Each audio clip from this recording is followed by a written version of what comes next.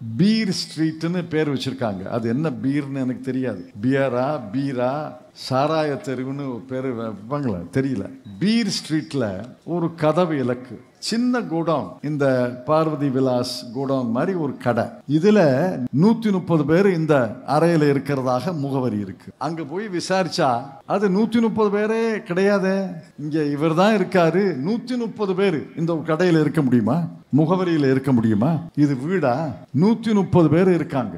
இதை பாரி இல்லாத வாக்காளர்களை எல்லாம் நுழைத்து இருந்தவர்களை எல்லாம் கழித்து விட்டு நீக்கிவிட்டு 0 இலக்கு கதவு எண்ணில் 100 பேர் 200 பேர் இருக்கிறதாக வாயிலேயே நுழையாத வார்த்தைகளை போட்டு பேர் வைத்து 1,20,000 வாக்குகள் வித்தியாசத்தில் மகாதேவபுரா ஒரு சட்டமன்ற தொகுதியில் ஜெயிச்சார். இதை அம்பலப்படுத்தியிருக்கார் ராகுல் காந்தி அவர்கள், அம்பலப்படுத்தினார். இதற்கு தேர்தல் கமிஷன் பதில் சொல்லணுமா இல்லையா? தேர்தல் கமிஷன் என்ன சொல்லுதுன்னா, நீங்க பிரமாண பத்திரம் தாக்கல் செய். நான் உடனே சொன்னேன், நீ கோர்ட் இல்லையே, கோர்ட்ல தானே பிரமாண பத்திரம் தாக்கல் செய்வாங்க. நீ ஒரு அதிகாரி. 3 அதிகாரிகள் தேர்தல் கமிஷனராக நியமிச்சிருக்கோம். நீ ஒரு அதிகாரி. இந்த அதிகாரி 4 வருஷமோ 5 வருஷமோ 6 வருஷமோ பதவியில் இருப்பார். நீ மக்களுடைய அரசனுடைய சம்பளம் வாங்குற அதிகாரி. ராகுல் காந்தி அவர்கள் நாடாளுமன்றத்தில் மக்களவையில் எதிர்க்கட்சி தலைவர். எதிர்க்கட்சி தலைவராக மட்டுமல்ல, இந்தியாவினுடைய குடிமகன். அவர் ஒரு கேள்வி கேட்டார்னா, ஆதாரத்தோடு கேள்வி கேட்டார்னா, எப்படியா இவருக்கு இந்த மாதிரி பேர் இருக்க முடியும்? வாயில நுழையாத எழுத்துக்களை எல்லாம் சேர்த்து ஒரு பேர் இருக்க முடியும்னு கேட்டா நீ பதில் சொல்ல வேண்டியது உன்னுடைய கடமையா இல்லையா?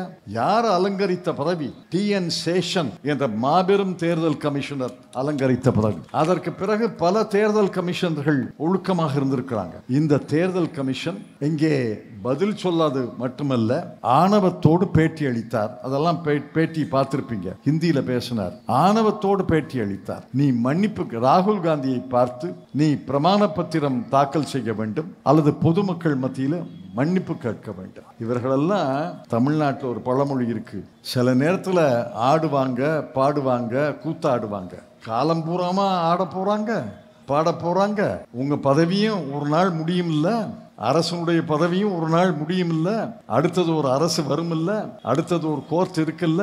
அதற்கெல்லாம் பதில் சொல்ல வேண்டிய அச்சம் இல்லாமல் ஆணவத்தோடு பேட்டி அளிக்கிறார். இது விசாரிக்க வேண்டிய புகாரா இல்லையா? நீங்க தான் சொல்லுங்க. விசாரிக்க மறுக்கிறது தேர்தல் கமிஷன். நீ பாரதிய ஜனதா கட்சியோட, நம்ம ஊர் பக்கத்துல ஒரு பழமொழி இருக்கு, கூட்டுக்களவாணின்னு. கூட்டுக்களவாணின்னு கேள்விப்பட்டிருக்கீங்களா? கூட்டுக்களவாணின்னு தேர்தல் கமிஷனும் பாரதிய ஜனதா கட்சியும் சேர்த்து இதை போன்ற திருட்டை செய்கிறார்கள் என்று நாங்கள் பகிரங்கமாக குற்றம் சாட்டுகிறோம். மகாதேவபுரால இந்த திருட்டு நடந்திருக்கிறது. அதை போல பீகார்லேயே நடக்க போகிறது. பீகார்ல என்ன பண்ணியிருக்காங்க அதையும் சொல்றேன், விவரமா சொல்றேன், தெளிவா கேளுங்க. 3 வகையான திருட்டு.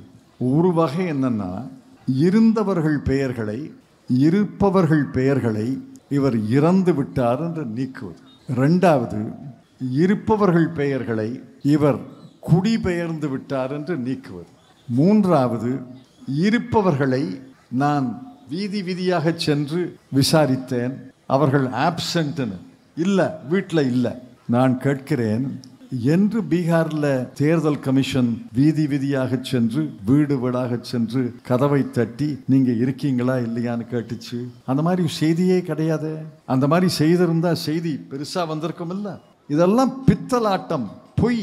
இருந்தவர்களை இறந்தவர்களாக காட்டுவது, நீக்குவது, இருப்பவர்களை குடிபெயர்ந்து விட்டதாக அடிப்பது, இருப்பவர்களை நான் வீட்டை கதவை தட்டி பார்த்தேன் நீ இல்ல, ஆக ஆப்சென்ட். இது பள்ளிக்கூடமா கல்லூரியா? கிளாஸ்ல அட்டெண்டன்ஸ் எடுக்கிற மாதிரி அங்க வாத்தியார் அட்டெண்டன்ஸ் எடுப்பாரு, ஆப்சென்ட் பிரசன்ட்னு சொல்றாங்க. ஆம் ஐயா, உள்ளேன் ஐயா, உள்ளேன் ஐயான்னு சொல்ற மாதிரி இவங்க அட்டெண்டன்ஸ் எடுத்தாங்களா? இதெல்லாம் பொய், பித்தலாட்டம். இவங்க கில்லாடி திருடர்கள். இதுவரைக்கும் திருட்டு எப்படின்னு தெரியாதவர்கள் புது புது வகையில திருடுறாங்க. ஆக இந்த வாக்கு திருட்டை நிறுத்த வேண்டும், வாக்கு திருட்டத்தை தடுக்க வேண்டும். தமிழ்நாட்டு மக்களுக்கு நான் சொல்ல வேண்டியது இல்லை. வலிமையான அணி நம்முடைய அணி, திராவிட முன்னேற்ற கழக தலைமையிலே வலிமையான அணி, வெற்றி அணி, வெற்றி பெறக்கூடிய அணி என்பதில் சந்தேகமே கிடையாது. ஆனால் தயவு செய்து மெத்தனமாக இருந்து விடாதீர்கள். வாக்கு திருட்டு எதிர்ப்பு பொதுக்கூட்டம் என்று இந்த கூட்டத்துக்கு தலைப்பிட்டிருக்கிறார்கள். வாக்கு திருட்டு எப்படி நடக்கும்? போலி வாக்கு நமக்கு தெரியும். பல ஆண்டுகளுக்கு முன்னால் ஒரு 4-4:30 மணி அளவில் ஒரு கட்சி தான் வெற்றி பெறுகிறது, இன்னொரு கட்சி தோற்கிறது என்று தெரிந்தவுடன் அந்த வாக்குச்சாவடி முகவர்களெல்லாம் அந்த கட்சிகளை சார்ந்தவர்கள் வெளியேறியவுடன் எஞ்சி உள்ள வாக்குகளை வாங்கி அதை போடுறதெல்லாம் தெரியும். அதெல்லாம் இப்போ நடக்கிறது கிடையாது. அபூர்வமாக ஏதாவது ஒரு கடைக்கோடி வாக்குச்சாவடியில் நடக்குமே ஒழிய அதெல்லாம் இப்போ வழக்கமாக நடப்பது கிடையாது. காரணம், தமிழ்நாட்டிலே அரசியல் விழிப்பு இருக்கிறது. இந்த அரசியல் விழிப்புக்கு காரணம் பல கட்சிகள் இருந்தாலும் இதை முக்கியமாக சொல்ல வேண்டிய கட்சிகள் நம்முடைய காங்கிரஸ் கட்சியை தவிர முக்கியமாக சொல்ல வேண்டிய கட்சிகள் திராவிட முன்னேற்றக் கழகம், அண்ணா திராவிட முன்னேற்றக் கழகம். இந்த கட்சிகளை முக்கியமாக சொல்ல வேண்டும். தமிழ்நாட்டில் பல ஆண்டுகளாக 2 அணிகள் வலிமையாக இருக்கின்றன. அதே போல கேரளத்தில் 2 அணிகள் வலிமையாக இருக்கின்றன. தனி கட்சி அங்கே வெற்றி பெறாது, அணி தான் வெற்றி பெறும். கேரளத்தில் இடதுசாரி முன்னணி, ஐக்கிய முன்னணி என்று 2 கட்சிகள் வலிமையாக இருக்கின்றன. காங்கிரஸ் கட்சியின் தலைமையிலே ஒரு அணி, மார்க்சிஸ்ட் கம்யூனிஸ்ட் கட்சியின் தலைமையிலே ஒரு அணி, மாறி மாறி அவர்கள் ஆள்கிறார்கள். அதை போல தமிழ்நாட்டில் திராவிட முன்னேற்றக் கழகத்தின் தலைமையிலே ஒரு அணி, அண்ணா திராவிட முன்னேற்றக் கழகத்தின் தலைமையிலே ஒரு அணி வலிமையாக இருக்கிறது. அந்த 2 அணிகளுக்கும் தமிழ்நாட்டில் இருக்கிற ஒவ்வொரு வாக்குச்சாவடியிலையும், தமிழ்நாட்டில் ஏறத்தாழ 75,000 வாக்குச்சாவடிகள் இருக்கின்றன. அந்த 75,000 வாக்குச்சாவடிகளில் முகவர்கள் இருக்கிறாங்க, ஏஜென்ட் இருக்கிறாங்க, பூத் ஏஜென்ட் இருக்கிறாங்க. அவர்கள் கடைசி வரை, கடைசி வாக்கு பதிவாகும் நேரத்தில் அங்கே இருந்து அந்த வாக்குப்பெட்டை சீல் வைத்து, வாக்குப்பெட்டியை சீல் வைத்து அதில் கையெழுத்து போட்டு அந்த ஃபார்ம் 16 பூர்த்தி செய்த பிறகு தான் அதிலேருந்து வர்றாங்க. இந்த 2 அணிகள் வலிமையாக கிராமத்தில், நகரத்தில், வாக்குச்சாவடியில் இருப்பதால் ஒரு போலி வாக்காளர் நுழைய முடியாது, ஒரு உண்மையான வாக்காளரை நீக்க முடியாது. இப்போ நம்முடைய கிராமத்தில் யாராவது ஒருத்தர் அந்நியர் உள்ளே வந்துட்டா 10 நிமிஷத்தில் செய்தி பரவிடும். யாரோ ஒரு வேற்றாள் வந்திருக்காருன்னு கிராமத்தில் சொல்லுவாங்க. எங்கேருந்து வந்துறீங்க, யார் உங்கள் பேர், எந்த வீட்டுக்கு வந்திருக்கீங்கன்னு 10 நிமிஷத்தில் செய்தி பரவிடும். கிராமத்துக்குள்ளே ஒரு வேற்றாள், அந்நியர் நுழைய முடியாது. அதே போல் கிராமத்தில் ஒருத்தர் காணாமல் போயிட்டார்னு வச்சுங்க, குடிபெயர்ந்துட்டார்னு வச்சுங்க, இல்லை வேறு ஊருக்கு குடும்பத்தோடு வெளியேறி விட்டார் என்றால் அந்த செய்தியும் 1-2 நாட்களில் கிராமத்தில் பரவிடும். இந்த வீட்டில் இருந்தாரே, அவர் பம்பாய்க்கு வேலையா, குடும்பத்தோடு போயிட்டாருன்னு. இதெல்லாம் ரகசியமாக தமிழ்நாட்டில் வைக்க முடியாது. காரணம், மக்களுடைய கல்வி அறிவு, பொது அறிவு, அரசியல் விழிப்பு, எல்லாரும் படித்தவர்கள், எல்லாரும் பத்திரிகைகளை பார்க்கிறார்கள், எல்லாரும் தொலைக்காட்சியை கேட்கிறார்கள், எல்லாருக்கும் அரசியல் பற்று இருக்கிறது, அரசியல் அறிவு இருக்கிறது. விழிப்போடு இருப்பதால் இதை போன்ற தவறுகள் தமிழ்நாட்டில் நடக்காது, கேரளத்தில் நடக்காது. அதை தேர்தல் கமிஷன் தமிழ்நாட்டில் நடத்த முடிந்தால், நடத்த முயன்றால், பீகாரில் செய்வதைப் போல தமிழ்நாட்டில் வாக்கு திருட்டுக்கு அனுமதிக்கவே மாட்டோம் என்பதற்காக தான் இவ்வளவு கூட்டம். ஒரு நாளும் தமிழ்நாட்டில் நடக்காது. நான் டெல்லியிலே பல பேர்கிட்ட சொல்லியிருக்கேன், காங்கிரஸ் தலைவர்களிடம் சொல்லியிருக்கிறேன். பீகாரில் நடக்கலாம், உத்தரப்பிரதேசத்தில் நடக்கலாம், மேற்கு வங்காளத்தில் கூட நடக்கலாம், ஒரிசாவில் நடக்கலாம், ஜார்க்கண்டில் நடக்கலாம். தமிழ்நாட்டிலே ஒரு நாளும் நடக்காது, கேரளத்தில் ஒரு நாளும் நடக்காது. அதற்கு காரணம் வலிமையான அணிகள் இருக்கின்றன, வலிமையான அணிகளுடைய வாக்குச்சாவடி முகவர்கள் இருக்கிறார்கள், பூத் ஏஜென்ட் இருக்கிறாங்க. இங்கே தேர்தல் கமிஷனுடைய பருப்பு இங்கே வேகாது என்று நான் சொன்னேன். ஆனால் நடக்குது, பீகாரில் நடக்குது, நடந்திருக்கு, கர்நாடகத்தில் நடந்திருக்கு, மகாராஷ்டிராவில் நடந்திருக்கு. கர்நாடகா ஒரு உதாரணத்தை சொல்கிறேன். கர்நாடகத்தில் பெங்களூர் சென்ட்ரல் என்று ஒரு தொகுதி, பெங்களூர் மத்திய தொகுதி, நாடாளுமன்ற தொகுதி. அந்த நாடாளுமன்ற தொகுதியில் 7 சட்டமன்ற தொகுதிகள் இருக்கின்றன. நம்ம ஊரில் நாடாளுமன்ற தொகுதியில் 6 சட்டமன்ற தொகுதிகள் தான். பெங்களூரில் 7 சட்டமன்ற தொகுதிகள். அந்த மகாதேவபுரா என்பது பெங்களூர் சென்ட்ரல் நாடாளுமன்ற தொகுதியில் ஒரு தொகுதி. அதை போல இன்னும் 6 தொகுதிகள் இருக்கின்றன. கடந்த தேர்தலில் 2024 நாடாளுமன்ற தேர்தலில் அங்கே பாரதிய ஜனதா கட்சியின் வேட்பாளர் நிற்கிறார். நம்முடைய காங்கிரஸ் கட்சியின் வேட்பாளர் ஒரு படித்த இளைஞர், இஸ்லாமிய சமுதாயத்தை சார்ந்தவர், மன்சூர் கான் என்று நினைக்கிறார். எனக்கு மன்சூர் காரை நன்றாகவே தெரியும். அங்கே 2 பேருக்கு தான் போட்டி, மற்ற சுயேட்சைகள் இருந்திருக்கலாம். ஆனால் 2 வேட்பாளர்களுக்கு தான் கடுமையான போட்டி. அந்த கடுமையான போட்டியில்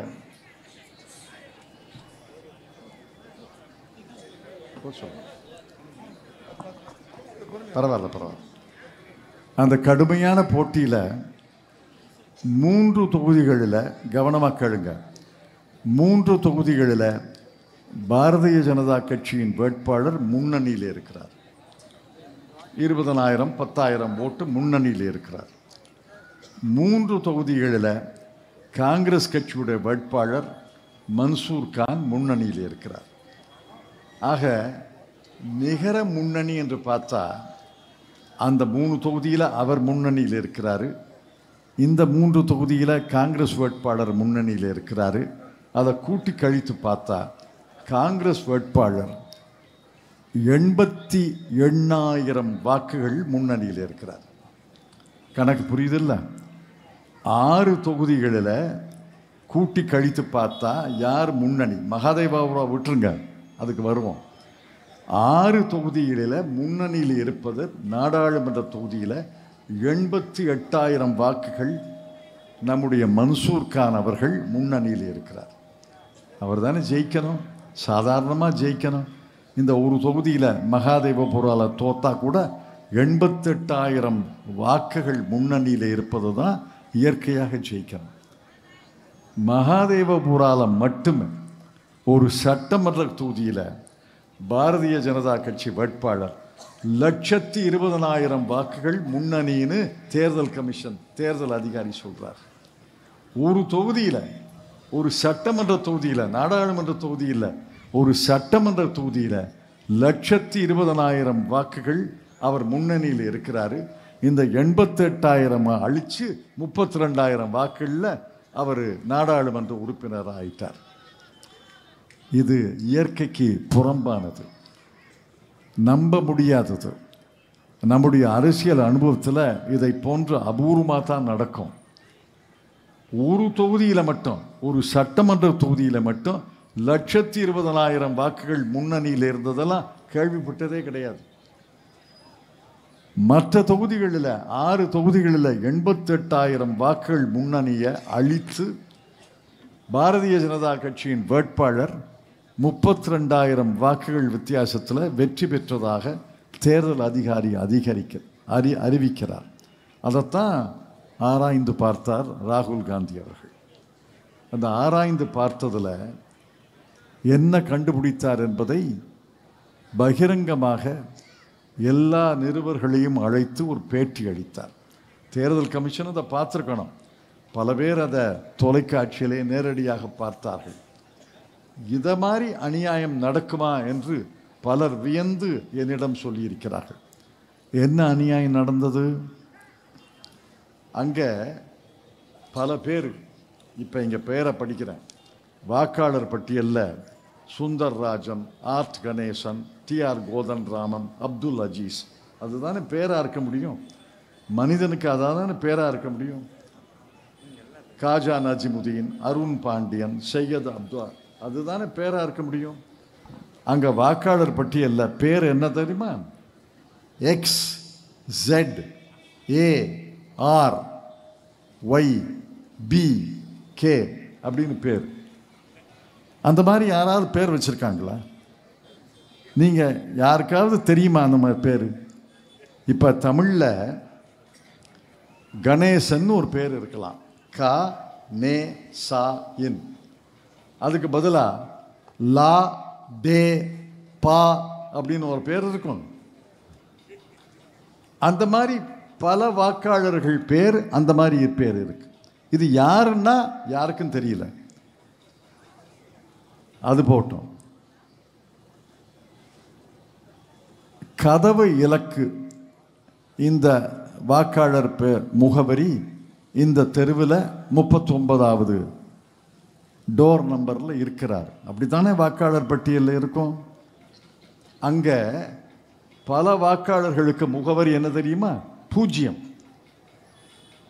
கதவு இலக்கு 0, தெரு கிடையாது, 0. அவர் எங்கே இருக்காரு? கணேசன் 0, அருண் பாண்டியன் 0, சையத் அப்தா 0ன்னா அவர் எங்கே இருக்காரு? எந்த தெருவில் இருக்காரு? எப்படி இந்த வாக்காளர் பட்டியலில் நுழைஞ்சாரு? யாருக்கும் சொல்ல தெரியல. அதைவிட வேடிக்கை என்னன்னா, ஒரு கதவு இலக்கு பீர் ஸ்ட்ரீட்னு பேர் வச்சிருக்காங்க. அது என்ன பீர்னு எனக்கு தெரியாது. பியரா பீரா சாராய தெருவுன்னு பேர் வைப்பாங்களா தெரியல. பீர் ஸ்ட்ரீட்டில் ஒரு கதவு இலக்கு. அது ஒரு சின்ன கோடவுன், இந்த பார்வதி விலாஸ் கோடவுன் மாதிரி ஒரு கடை. இதில் 130 பேர் இந்த வாக்காளர் பட்டியலில் 130 பேர் இந்த அறையில் இருக்கிறதாக முகவரி இருக்கு. 130 பேர் எங்கே இருக்காங்க? அங்கே போய் விசாரிச்சா அது 130 பேரே கிடையாது. இங்கே இவர் தான் இருக்காரு. 130 பேர் இந்த கடையில் இருக்க முடியுமா? முகவரியில் இருக்க முடியுமா? இது வீடா? 130 பேர் இருக்காங்க. அந்த மாதிரி பல கதவு இலக்குகள், பல முகவரிகள், 160 பேர், 45 பேர், 50 பேர் அப்படின்னு இது கடையில் இருக்காங்க. இதை மாதிரி இல்லாத வாக்காளர்களை எல்லாம் நுழைத்து இருந்தவர்களையெல்லாம் கழித்துவிட்டு நீக்கிவிட்டு 0 இலக்கு கதவு எண்ணில் 100 பேர் 200 பேர் இருக்கிறதாக வாயிலேயே நுழையாத வார்த்தைகளை போட்டு பேர் வைத்து 1,20,000 வாக்குகள் வித்தியாசத்தில் மகாதேவபுரா ஒரு சட்டமன்ற தொகுதியில் ஜெயிச்சார். இதை அம்பலப்படுத்தியிருக்கார் ராகுல் காந்தி அவர்கள், அம்பலப்படுத்தினார். இதற்கு தேர்தல் கமிஷன் பதில் சொல்லணுமா இல்லையா? தேர்தல் கமிஷன் என்ன சொல்லுதுன்னா, நீங்கள் பிரமாண பத்திரம் தாக்கல் செய். நான் உடனே சொன்னேன், நீ கோர்ட் இல்லையே, கோர்ட்டில் தானே பிரமாண பத்திரம் தாக்கல் செய்வாங்க. நீ ஒரு அதிகாரி. 3 அதிகாரிகள் தேர்தல் கமிஷனராக நியமிச்சிருக்கோம். நீ ஒரு அதிகாரி. இந்த அதிகாரி 4 வருஷமோ 5 வருஷமோ 6 வருஷமோ பதவியில் இருப்பார். நீ மக்களுடைய அரசனுடைய சம்பளம் வாங்குகிற அதிகாரி. ராகுல் காந்தி அவர்கள் நாடாளுமன்றத்தில் மக்களவையில் எதிர்க்கட்சி தலைவர். எதிர்க்கட்சி தலைவராக மட்டுமல்ல, இந்தியாவினுடைய குடிமகன், இந்தியாவுடைய உரிமை உள்ள பிரஜை, குடிமகன். அவர் ஒரு கேள்வி கேட்டார்னா, ஆதாரத்தோடு கேள்வி கேட்டார்னா எப்படியா இவருக்கு இந்த மாதிரி பேர் இருக்க முடியும்?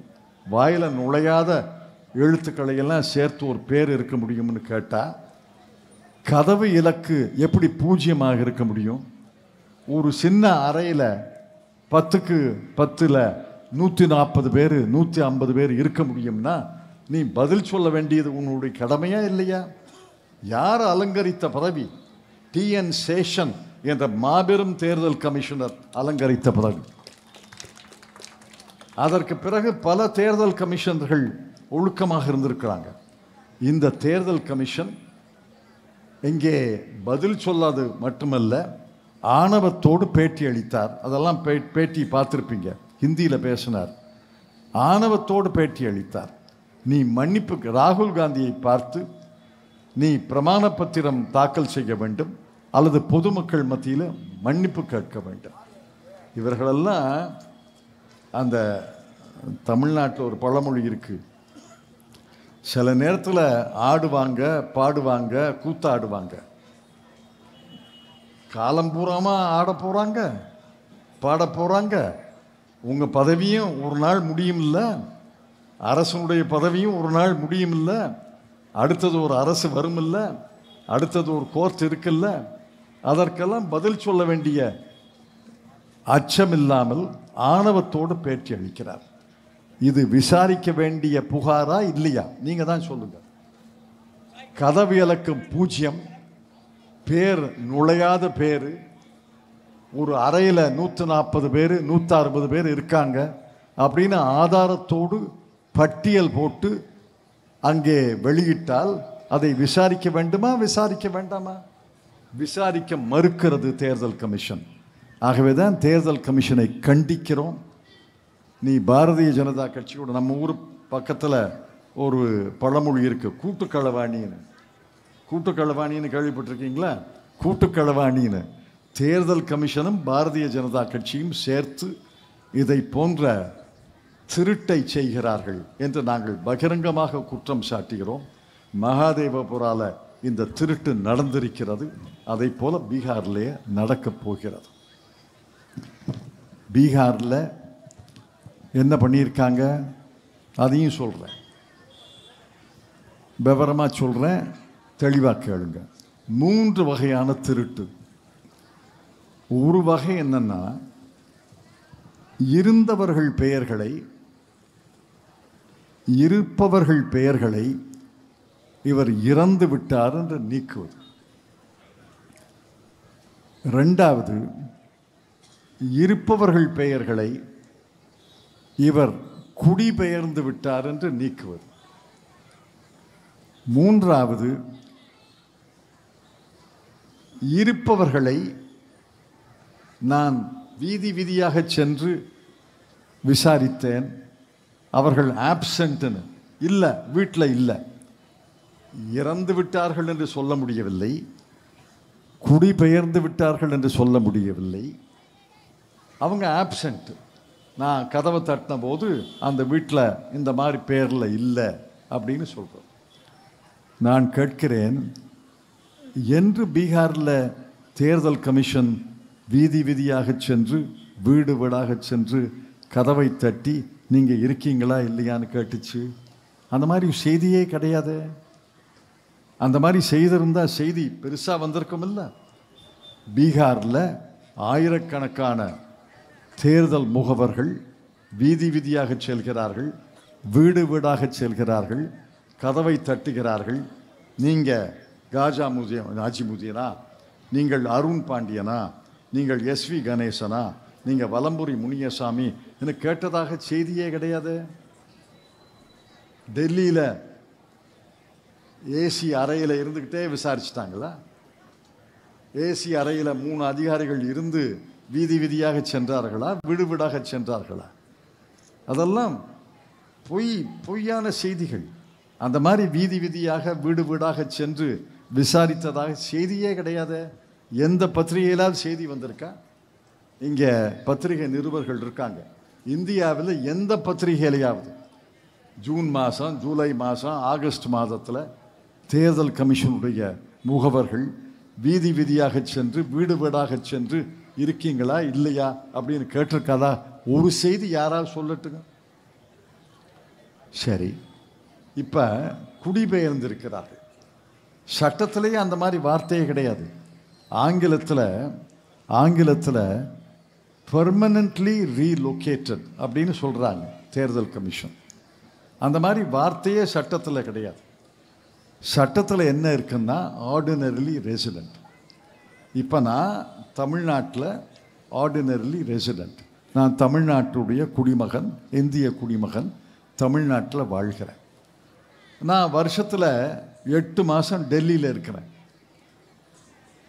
நாடாளுமன்ற வேலை இருக்கிறது, கட்சி வேலை இருக்கிறது, வழக்கறிஞராக இருக்கிறேன். அதனால் 7-8 மாதம் டெல்லியில் தான் இருக்கிறேன்.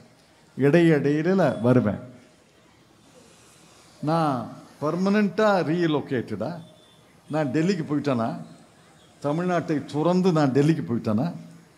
என்னுடைய குடும்பம் தமிழ்நாட்டில் இருக்குது, என்னுடைய வீடு தமிழ்நாட்டில் இருக்குது, என்னுடைய வாக்கு தமிழ்நாட்டில் இருக்குது. நான் வேலை நிமித்தமாக, அலுவல் நிமித்தமாக டெல்லியிலே வாழ்கிறேன். டெல்லியிலே வாழ்வதால் தமிழ்நாட்டு தொடர்பே அருந்து விட்டதா? என்னுடைய வீடு குடும்பமெல்லாம் கிடையாதா? அந்த மாதிரி பீகார்லேருந்து பல தொழிலாளர்கள் தமிழ்நாட்டுக்கு வர்றாங்க, கர்நாடகத்துக்கு வர்றாங்க, மகாராஷ்டிராத்துக்கு வர்றாங்க. தமிழ்நாட்டில் எனக்கு தெரிஞ்ச வரை கட்டிட தொழிலாளர்கள் எல்லாருமே பீகாரி தான், கட்டிட தொழிலாளர்கள் எல்லாருமே ஜார்க்கண்ட் தான். அவர்களுக்கு அங்கே வேலை கிடையாது, பிழைப்பு கிடையாது. பிழைப்புக்காக இங்கே வந்திருக்காங்க. பிழைப்புக்காக வந்தவங்க, நாங்கள் காரைக்குடியில் ஒரு கட்டடம் கட்டினோம் பல்கலைக்கழகத்தில். இந்த பல்கலைக்கழக கட்டடம் 2 ஆண்டுகள் நடந்தது. 27 பேர் பீகார், ஜார்க்கண்ட்லேருந்து வந்திருந்தாங்க. அவர்கள் வந்து 2 ஆண்டுகள் அங்கேயே இருந்தாங்க. 2 கேரவன் ஏற்படுத்தி தந்தோம். ஒரு கேரவனில் பீகார் தொழிலாளர்கள், இன்னொரு கேரவனில் ஜார்க்கண்ட் தொழிலாளர்கள். அவர்களே சமைச்சு ரொட்டி சுட்டு காய்கறி வச்சு சாப்பிடுவாங்க. மற்றபடி எந்த வம்பு தும்புக்கும் போகிறது கிடையாது. அரசியலில் ஈடுபாடே கிடையாது. தமிழே பேச தெரியாது. அந்த சூப்பர்வைசருக்கு ஆங்கிலம், இந்தி தெரியும், தமிழ் தெரியும். அவர் தான் உத்தரவு போடுவார். அவர்கள் 27 பேரும் குடிபெயர்ந்துட்டாங்களா? பீகார்லேருந்து குடிபெயர்ந்து, ஜார்க்கண்ட்லேருந்து குடிபெயர்ந்து தமிழ்நாட்டு குடிமக்களாக ஆகிவிட்டார்களா?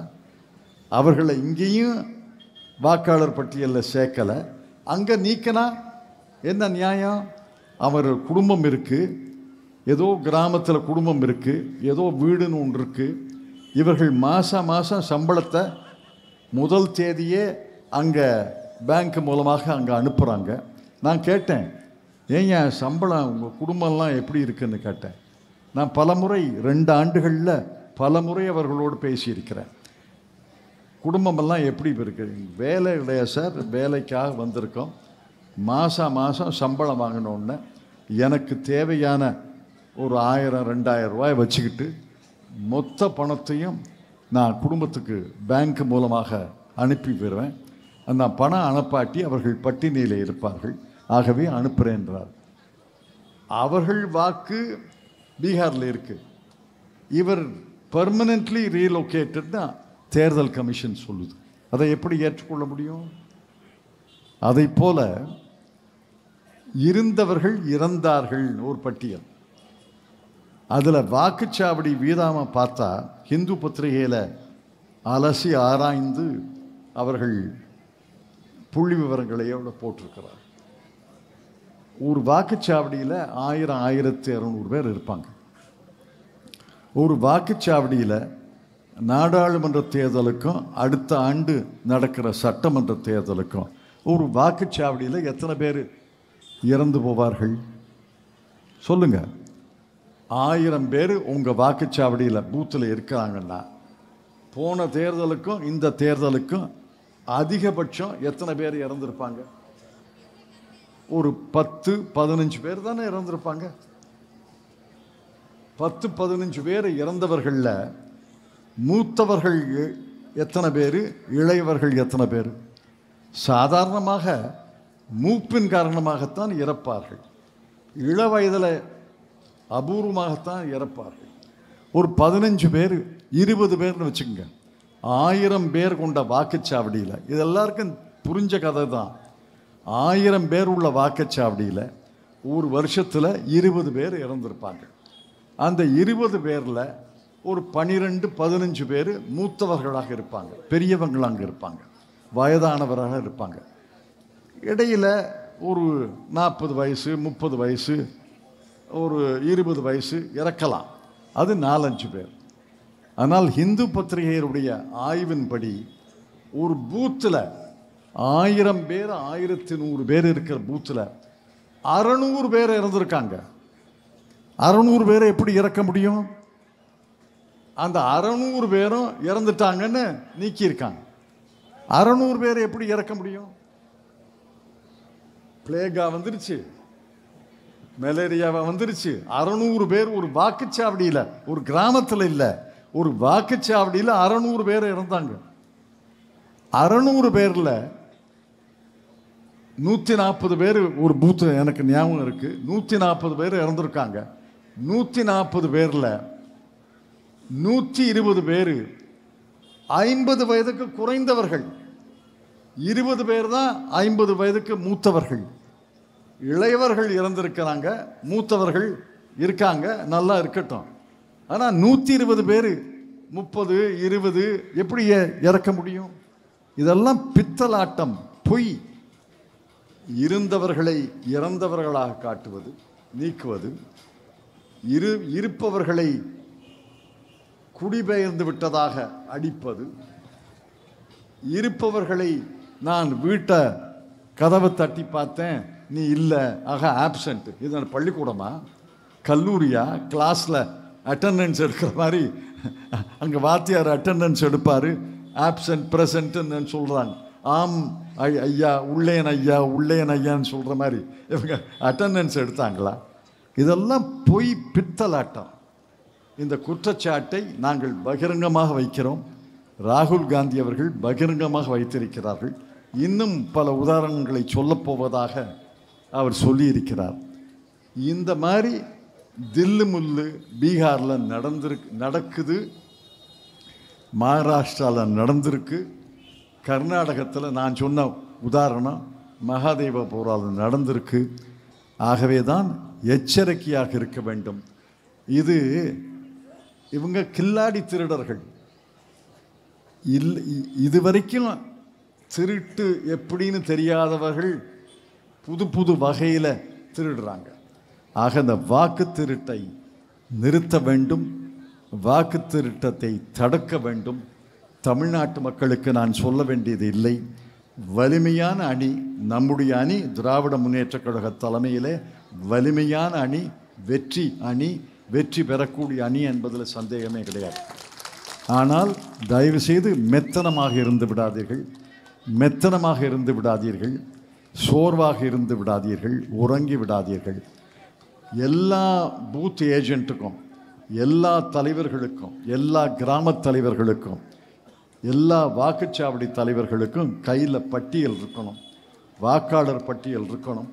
அந்த வாக்காளர் பட்டியலை தேர்தல் மே மாதம் வருது, அவங்க ஆரம்பிப்பாங்க, தேர்தல் கமிஷன் ஆரம்பிக்கலாம். தமிழ்நாட்டிலே தொடங்கக்கூடிய தைரியம் அவர்களுக்கு இருப்பதாக நான் நினைக்கல. ஆனால் அசட்டு துணிச்சல் தமிழ்நாட்டிலையும் தொடங்கலாம். தமிழ்நாட்டிலே தொடங்கும்போது மிகுந்த விழிப்போடு இருந்து இருப்பவர்கள் ஒருவர் பெயரையும் நீக்கக்கூடாது, இல்லாதவர்கள் ஒருவர் பெயரையும் சேர்க்கக்கூடாது என்பதிலே மிக மிக மிக மிக உன்னிப்பாக இருந்து நீங்கள் பார்க்க வேண்டும் என்று உங்களை எல்லாம் அன்போடு கேட்டு, அந்த வாக்கு திருட்டு எப்படி நடக்கிறது, எப்படி நடந்தது மகாராஷ்டிராவில், கர்நாடகாவில் எப்படி நடக்கிறது, பீகாரில் எப்படி நடக்கும் என்று எச்சரிப்பதற்காக இந்த பொதுக்கூட்டத்தை தமிழ்நாடு காங்கிரஸ் கமிட்டியும் ராமநாதபுரம் மாவட்ட பொறுப்பாளர்களும் அருமை நண்பர் ஆம்ஸ்ட்ராங்கும் அமைத்திருக்கிறார்கள்.